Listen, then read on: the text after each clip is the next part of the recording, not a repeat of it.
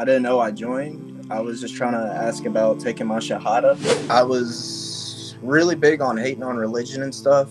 And then I tried to go into Satanism and stuff like that. But a night or two before, I had some dream about meeting a man with a big beard in the desert guiding me. And I didn't know what it was. I didn't know who it was until... Is there anything else that you'd like to add, or perhaps encourage others who are perhaps thinking about taking their shahada as well, and they're just sort of thinking, oh, I don't know if I want to do it right now? And I didn't know I joined. I was just trying to ask about taking my shahada. Okay. Can I ask? We'd love to do the shahada, so let's just, since you've asked, let's do that first, and perhaps we can ask how you've arrived at this point. I leave it up to you. You can choose one of the brothers to do the shahada for you. Me or Brother Irfan, whoever you decide to choose, I'll be happy with. Brother Abbas, you should just do it, inshallah. All right, Bismillah, Jazakallah khair. All right, so brother, I'm going to say in English first, and then I'll say in Arabic. So in English, you're going to say, I testify. I testify. That there is none worthy of worship. That there is none worthy of worship. Except Allah. Except Allah. And that Prophet Muhammad. And that Prophet Muhammad. Is his messenger. Is his messenger. And slave. And slave. I will say in Arabic now. Ashhadu. Ashhadu. An la. An la. Ilaha. Ilaha. Illallah. Illallah. Wa ash. Wa ash. Hadu. Hadu. Anna. Anna. Muhammad. Muhammad. Rasul. Rasul. Allah. Allah. Congratulations, my brother. MashaAllah. Welcome to the community, brother. Welcome to the community. Alhamdulillah. Take your time, brother.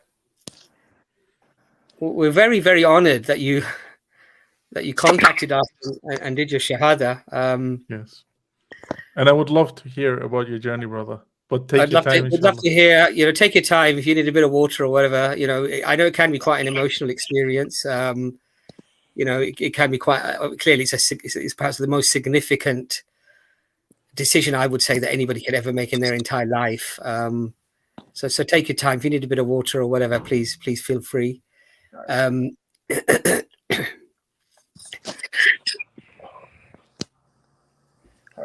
I think I'm fine now. Okay, lovely. Is it okay to call you by a name, or would you prefer just to leave it as what you've got on the screen?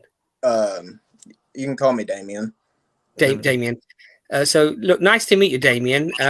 Obviously, this is a bit of a all of a sudden sort of thing, completely unplanned. And I'm just wondering, how have you arrived at this journey to take the Shahada today? Well, growing up, I was kind of forced into Christianity, and I was really young and didn't really understand it. And they made me get baptized and stuff. And when I got baptized, it turned me away from religion because, I don't know, I felt like I was getting drowned and felt unsafe, especially with the people I was around and stuff. So I became an atheist, and I was really big on hating on religion and stuff. And I don't know why. I was just young and didn't understand, I guess. And then I tried to go into Satanism and stuff like that, but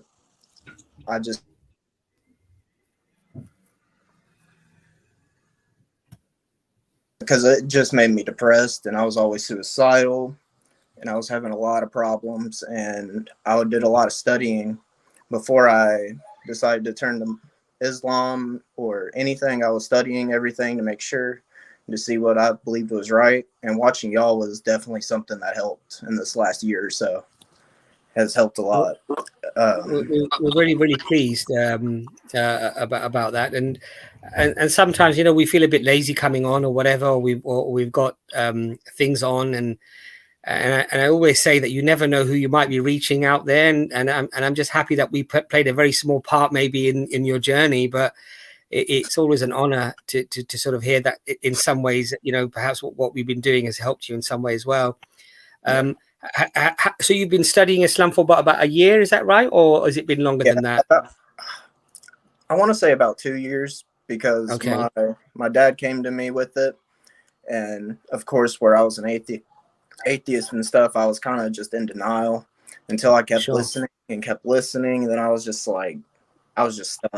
I didn't know what to think. It was very beautiful, and just, I don't know, it felt right to me. And then I know before my father brought, y'all's videos and Muhammad Didat's and, a bunch of these other ones I watch now, I had a night or two before, I had some dream about meeting a man with a big beard in the desert, guiding me. And I didn't know what it was. I didn't know who it was until I started educating myself on Islam. And I think that really helped me get here today. So, Damien, can I ask, is your dad American as well? And is he, and did he convert to Islam, or was he born a Muslim, or? He wasn't born a Muslim. He was kind of raised in a Christian house, but not like, they didn't take it serious or anything. They didn't go to church or stuff like that. But he was raised in a Christian home, and he's converted. He converted, I want to say, about a year ago. Okay. So that's really really beautiful, mashallah. And you said that he's also watching our videos and Ahmad Didat videos and other channels as well. And alhamdulillah, we're very, very honored that as I say, in some small way, you've managed to access some help. We have an email address. Please feel free to email us, and we can send you out material and perhaps some support. Obviously you don't have to mention it here, but on email, if you tell us roughly what area you're in, we can perhaps find you a local group or mosque. I mean, your father may well already be in line with that or in tune with that, and he might be able to support you through that. But if you need any extra help at all, please do email us, and as I say, we'll always be happy to help one of our brothers or sisters wherever you are in the world. I mean, the world has become a much smaller place now because of the internet and access that we have. Brother Arfan, did you want to say anything to Brother Damien? Yeah, mashallah. A couple of things I found very interesting in his story. One of it, like the last of it, was the dream, subhanallah. And I don't know if anyone has told you this, but there is a narration of the Prophet Muhammad, peace and blessings be upon him. And basically, in general, before going to that narration, when we talk about dreams in Islam, we categorize dreams in different categories. So we say some of the dreams, they carry a message and they kind of reassure the believer or are a sign for the person for guidance. And there are just dreams that are just because you think of something before you sleep, they just come into your head. But your dream is like, subhanAllah, I really see it like from a dream with the meaning. And then upon that, there is another hadith where the Prophet, peace and blessings be upon him, said that, we believe that some dreams are even from the devil, and the devil can take other bodies in the dream to deceive you. But the Prophet ﷺ said, whenever I appear in the dream of someone, then the devil cannot take my shape. Like, subhanAllah, it's like really seeing the Prophet Muhammad ﷺ. So maybe you could, even when you write the brothers from EFDawah an email, and we have the team in the background, you could even ask for the narrations of the Prophet Muhammad ﷺ, or the narrations that describe his physical attributes. And then, subhanAllah, you could maybe, it would be maybe interesting for you to compare that to what you've seen in your dream. And the other aspect, yes, you wanted to say something, brother? No, it's fine. I'm sorry. Okay, everything okay. So the other aspect of your story, that what I found interesting and what I could kind of relate with, because I'm a revert as well. I know usually a lot of people don't notice that in the beginning, but basically I was like interested in Christianity, and then I moved away from religion fully and fell into atheism before I found Islam.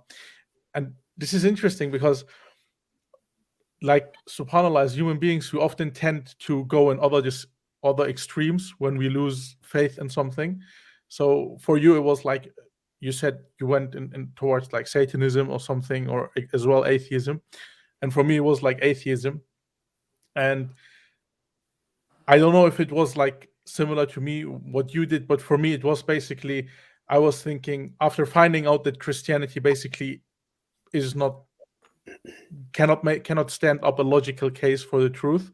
I was like, all the religions are like this. Islam is not going to be different, and this is why I didn't even gave Islam a chance until one day I found out how wrong I was. And subhanallah, I just wanted to ask if it was like similar for you, like when you left Christianity, you were like, oh, Islam is maybe just the same. No, I won't bother looking up for the other religion.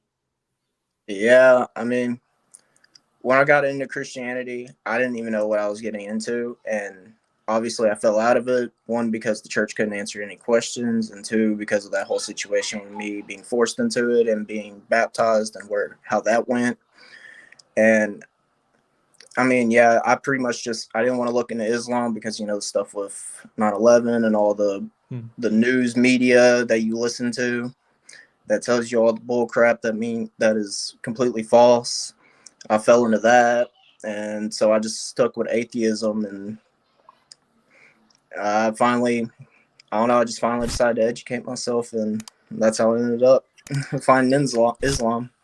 Alhamdulillah. Damien, can I ask, does your father know that you were going to give Shahada today, or have you not told him? I haven't told him yet.